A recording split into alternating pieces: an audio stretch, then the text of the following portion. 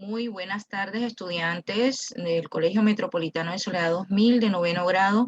Bienvenidos a esta nueva clase donde vamos a estudiar acerca de el origen y la evolución de las bacterias, protistos, algas y plantas. Así que, pues vamos a comenzar compartiendo pantalla para que podamos comenzar a ver nuestra presentación en el día de hoy. Vamos aquí.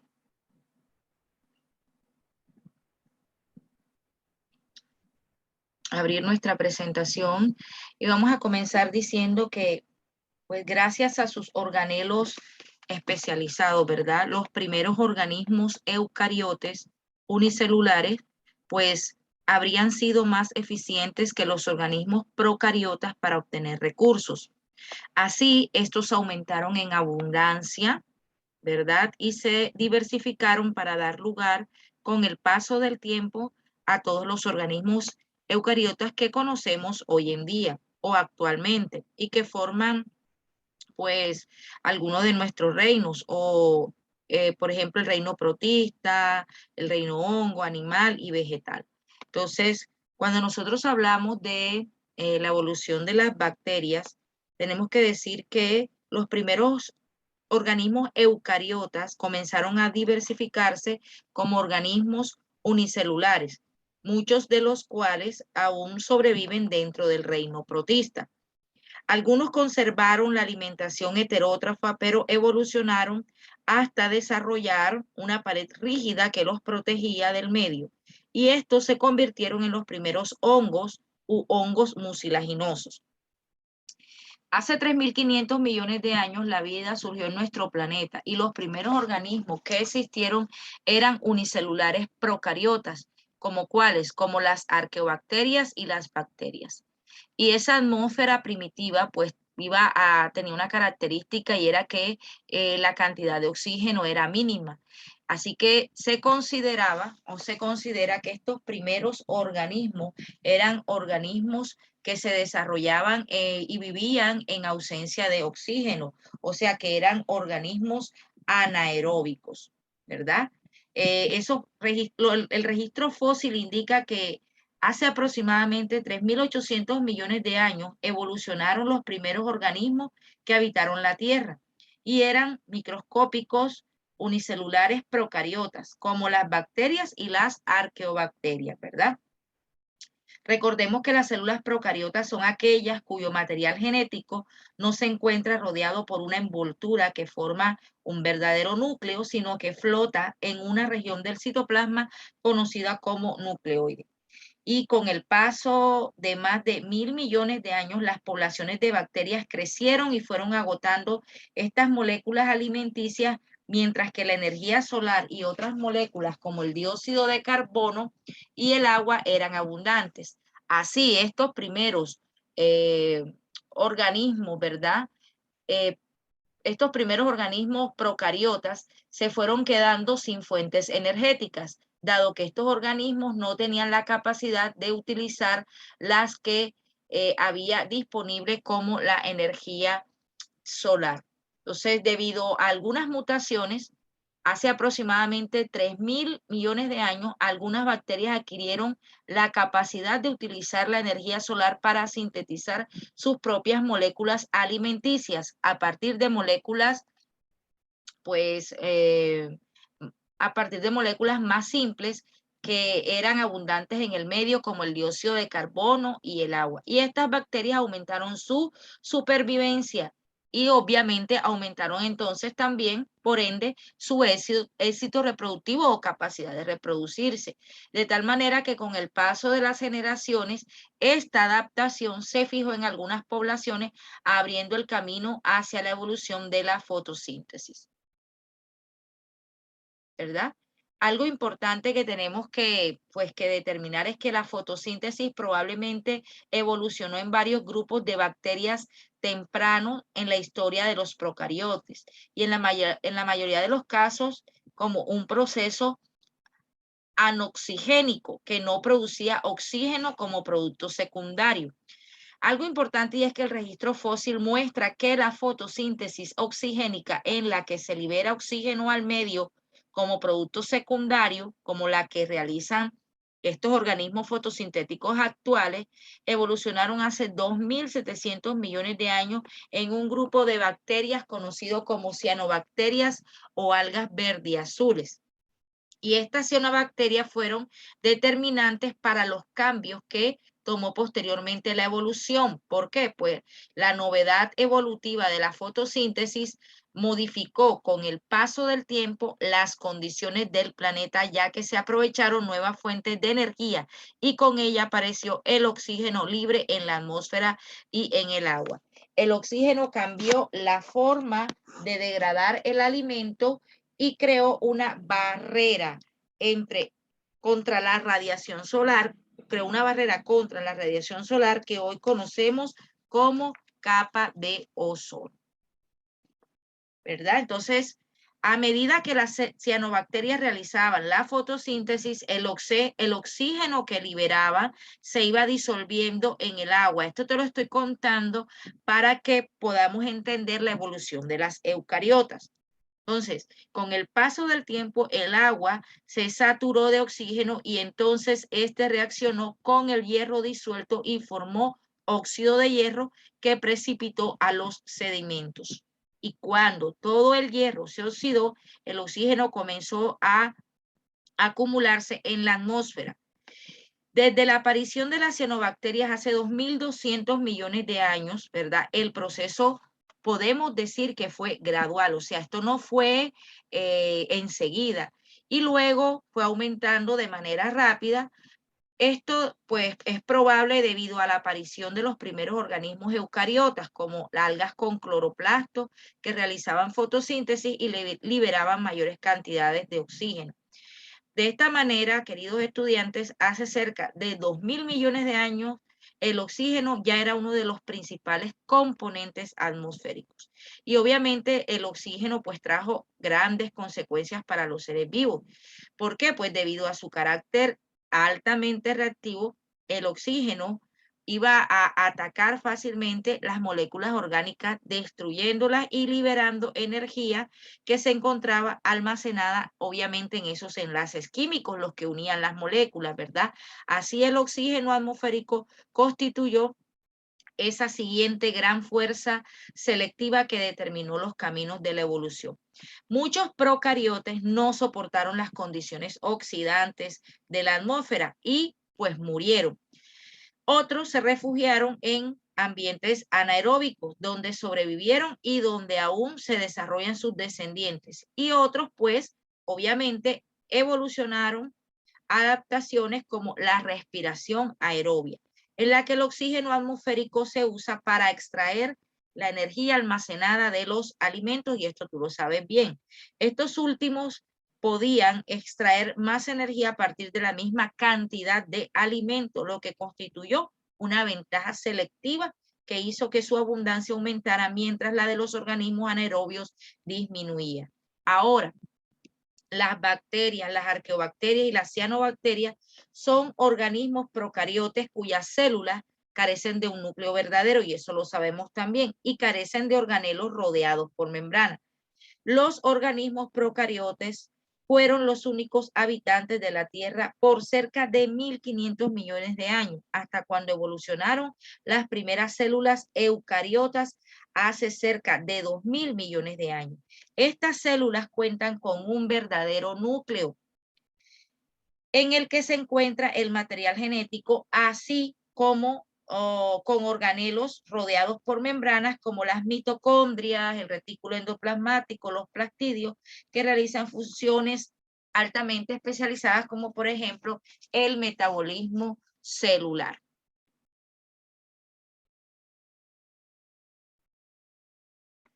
Quiero antes pues continuar con esto, hablarte un poquito de la teoría endosimbiótica, ¿verdad? Actualmente, vamos a retroceder un poquito. Actualmente, la teoría más aceptada sobre la evolución de las células eucariotas es la teoría endosimbiótica, propuesta por Lynn Margulis.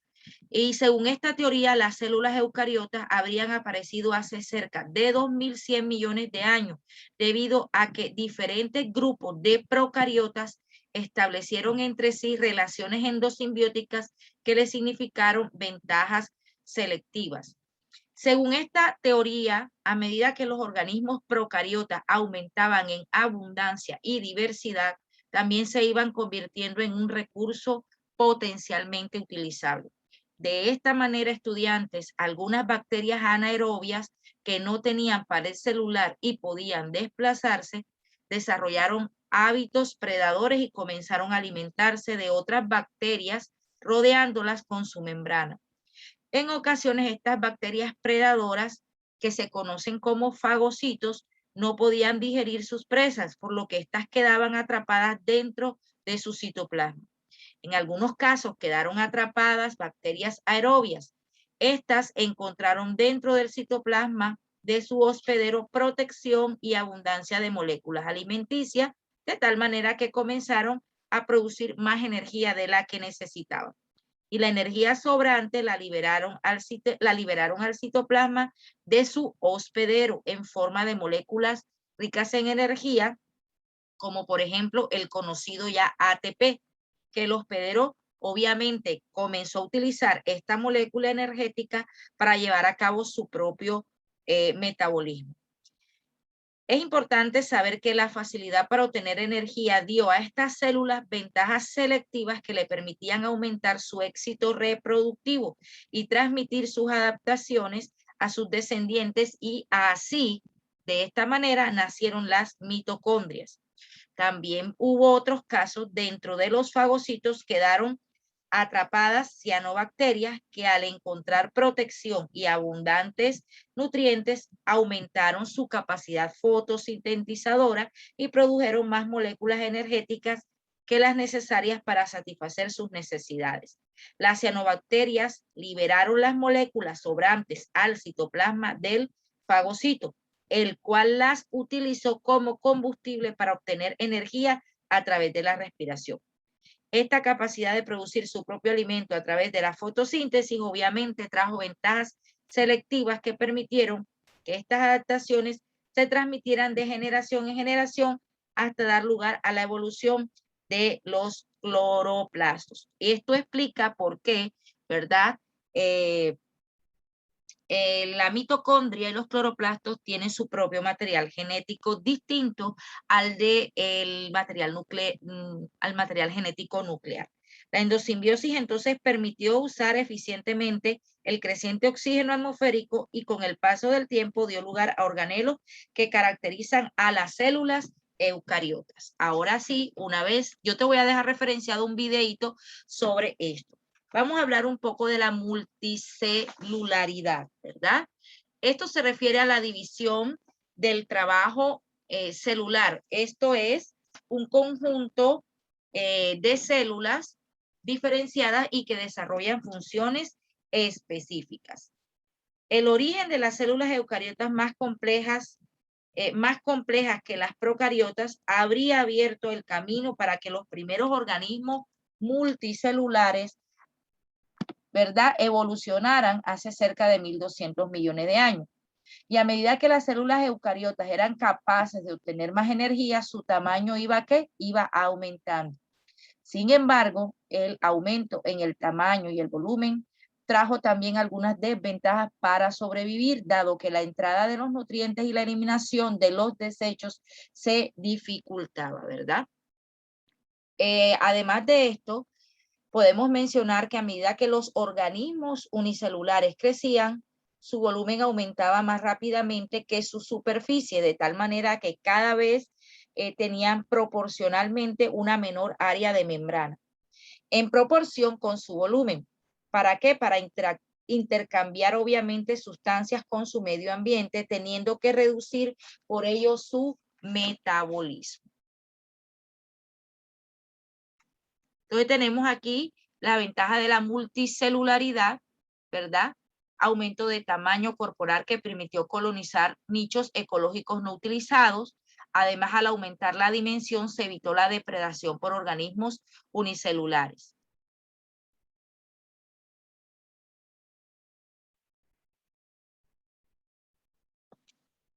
pues vamos a hablar ahora de los primeros organismos, ¿verdad?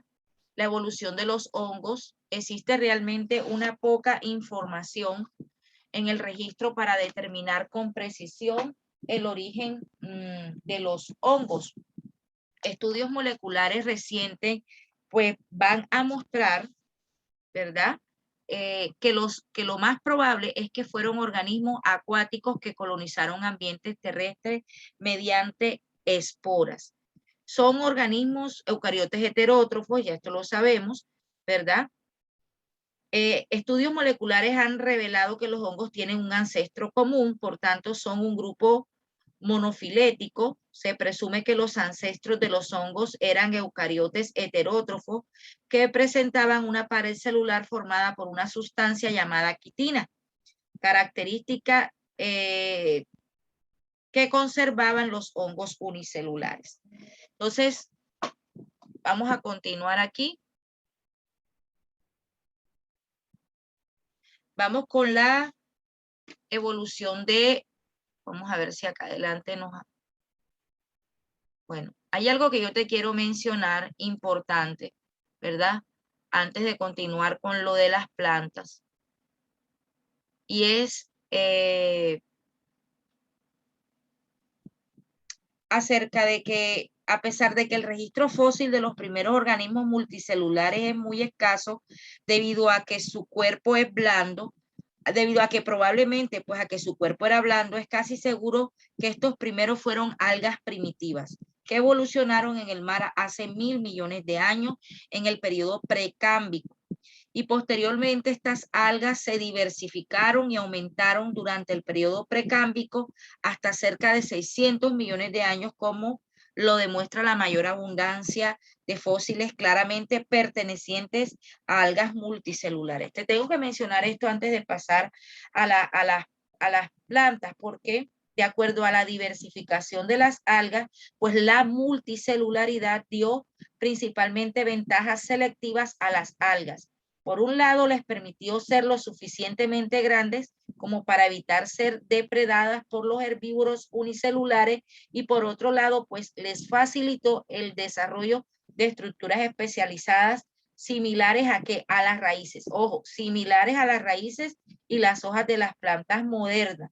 Con las raíces, entre comillas, ojo, por eso te digo entre comillas, las raíces, las algas podían anclarse al suelo, podían absorber nutrientes y podían evitar ser arrastradas por la corriente, mientras las hojas flotaban sobre la superficie de tal manera que recibían constantemente luz solar que les permitía claramente realizar la fotosíntesis. Y gracias a estas adaptaciones, las algas multicelulares se diversificaron, obviamente aumentaron y colonizaron todos los mares del planeta en donde aún sobreviven sus descendientes, ¿verdad? Entonces tenemos que, de acuerdo a las divisiones, se clasifican en algas rojas, en algas cafés, en algas verdes. Ya estudiaremos eso cuando estemos en taxonomía. Antes de pasar a las plantas, pues te quería mencionar por qué, cómo sobrevivieron o cómo se adaptaron, ¿verdad? Las algas y cómo sobrevivieron hasta el día de hoy. La vida en el agua proporciona ciertas ventajas a los organismos, da sostén a su cuerpo, facilita el intercambio de sustancias disueltas a través de la membrana celular, facilita su reproducción, ¿verdad? Y también proporciona al cuerpo una temperatura relativamente estable. En tiempos primitivos, la vida en ambientes terrestres traía consigo grandes limitaciones para el desarrollo de los organismos. Por ejemplo, el aire, al ser menos denso que el agua, ofrecía menos sustento a su cuerpo. Por ello, los seres que se aventuraban a habitar en los ambientes terrestres debían tomar agua constantemente para no deshidratarse, y debían encontrar también un mecanismo para que sus células sexuales no entraran en contacto directo con el aire y se secaran. Sin embargo, los ambientes terrestres también ofrecían ventajas en especial para el desarrollo de las plantas. Entonces, en los ambientes terrestres, la luz siempre estaba disponible para la realización ¿de qué? Para la realización de la fotosíntesis. y no había animales herbívoros que pudieran alimentarse de ella, mientras estos eran abundantes en los ecosistemas acuáticos. Igualmente, en las rocas y el suelo terrestre eran abundantes ciertos elementos como el nitrógeno y el fósforo, que solo se encontraban en bajas concentraciones en el agua. Así, hace aproximadamente 500 millones de años, en áreas cercanas a las costas se desarrolló gran abundancia y diversidad de algas. Con el tiempo, las algas verdes evolucionaron en dos grupos de plantas multicelulares que colonizaron con diferente éxito los ambientes terrestres. Por un lado estaban las briófitas, ¿verdad? Por un lado estaban las briófitas de tamaño pequeño y asociado a los ambientes acuáticos, y por el otro las traqueofitas o plantas vasculares que desarrollaron estructuras eh, que le permitieron aumentar, obviamente, de tamaño, independizarse definitivamente, ¿cierto? Y colonizar exitosamente todos los ambientes pues terrestres. Hay algunas adaptaciones de las plantas al mundo terrestre, ¿verdad? Como por ejemplo las raíces, vasos conductores, la cutícula, los estomas, tú sabes, ¿verdad? Que las raíces o estructuras en forma de raíces anclan a la planta al suelo, obviamente van a absorber más aguas y nutrientes, los vasos conductores van a transportar esa agua y esos nutrientes absorbidos por las raíces y las sustancias sintetizadas en las hojas durante la fotosíntesis. ¿Hacia dónde? Hacia el resto de la planta. Y esas superficies fotosintetizadoras, como la cutícula, que evita la pérdida de agua por evaporación, y unos poros a los que se llaman estomas, que se abren y se cierran para permitir el intercambio gaseoso. También, pues, le permitieron estructuras reproductivas como el polen, las flores y las semillas, que iban a encapsular y proteger de la deshidratación a los gametos y obviamente al embrio.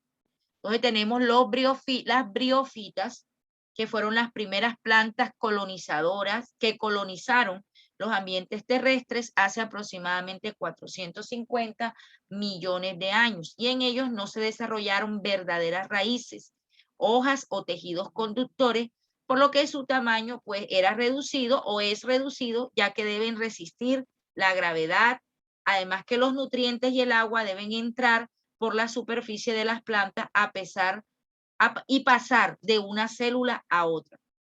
Y su reproducción depende pues del desplazamiento de las células sexuales masculinas a través de películas acuosas para encontrar el óvulo y fecundarlo. Esta es la razón, jóvenes, por la cual las briófitas quedaron restringidas a áreas pantanosas o a áreas húmedas. Actualmente, pues, se encuentran representadas en los musgos y las hepáticas, que incluyen a cerca de 16.000 especies diferentes.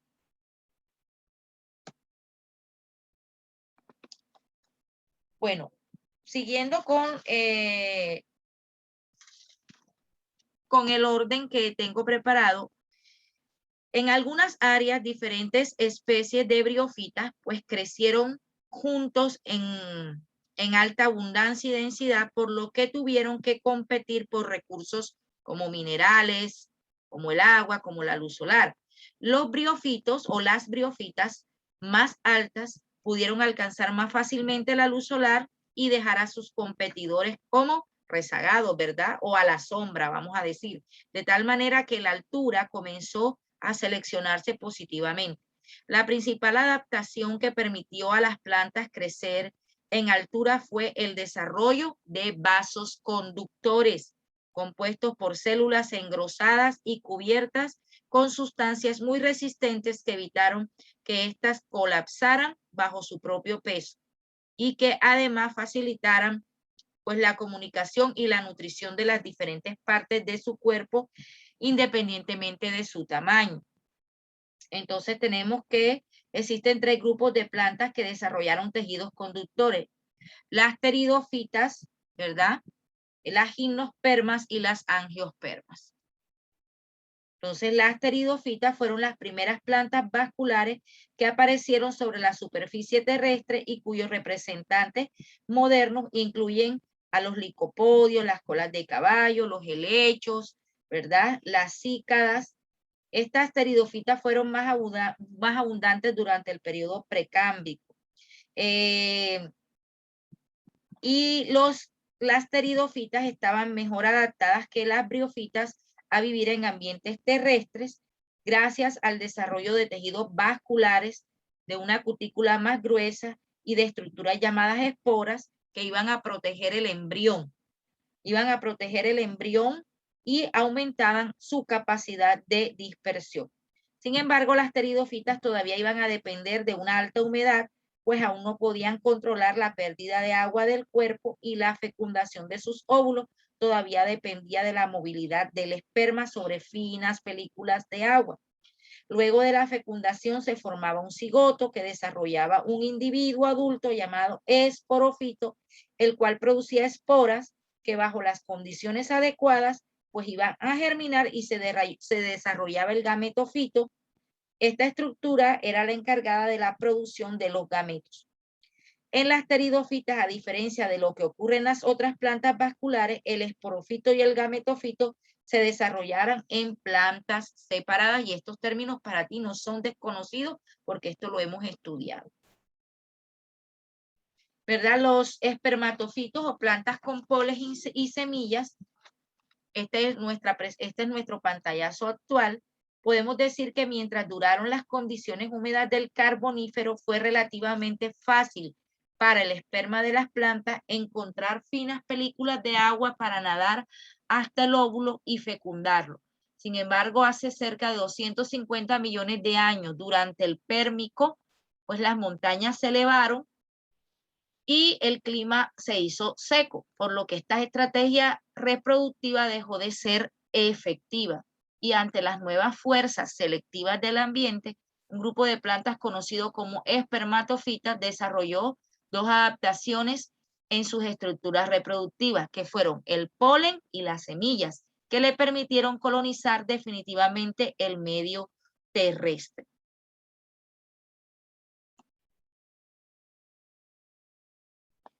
Los granos de polen compuestos por una proteína extremadamente resistente, pues servían para encapsular y proteger los gametos masculinos de la deshidratación y del ataque de los predadores. Estos también sirvieron para liberar al esperma de su dependencia del agua, pues este ya no tenía que nadar para llegar al óvulo y fecundarlo, sino que ahora el viento y los animales eran los que se iban a encargar de transportarlo.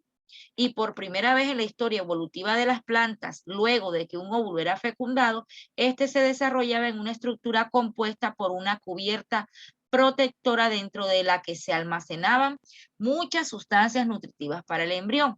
Gracias a esta estructura que se llamó o se llama semilla, el embrión quedaba ¿qué? Protegido del medio ambiente mientras aguardaba las condiciones propicias para germinar. Y con el desarrollo del polen y las semillas, los espermatofitos dieron el paso definitivo hacia la colonización del medio terrestre, desarrollando algunas adaptaciones como el aislamiento de los tejidos internos del medio para evitar la desecación por medio de algunas sustancias que podemos decir que son impermeabilizantes, como la cutina, la suberina y la cera. También la adquisición de consistencia gracias a la lignina. ¿Y qué es la lignina? Un polímero que les permitía mantener una posición erecta para así competir por la luz y tener suficiente elasticidad para soportar el movimiento que le iban a causar los vientos. También desarrollaron adaptaciones como las raíces para captar agua y nutrientes del suelo. Y desarrollaron tejidos vasculares como el xilema y el floema para transportar agua, ¿verdad? Y nutrientes por toda la planta. Y de esta manera, a medida que el clima de la Tierra se hacía frío y seco, las pteridofitas disminuyeron su abundancia hasta casi desaparecer, mientras las gimnospermas, las primeras plantas vasculares con semillas, aumentaron en abundancia y distribución y cubrieron vastas áreas del planeta. Posteriormente, hace cerca de 130 millones de años, durante el periodo Cretácico, aparecieron las angiospermas. En estas se desarrollaron dos adaptaciones reproductivas adicionales, que fueron, ¿verdad?, las flores y los frutos. Y con el paso del tiempo les ha permitido llegar a ser el grupo de plantas más dominantes sobre la Tierra en la actualidad. Bueno, hasta aquí nuestra información del día de hoy. Estaremos obviamente profundizando esto en nuestras presenciales y haciendo una retroalimentación en nuestra clase virtual. Espero que puedas escuchar atentamente cada una de las cosas que dije y nos estaremos viendo en nuestra clase Zoom. Que estés muy bien y pues muchas bendiciones.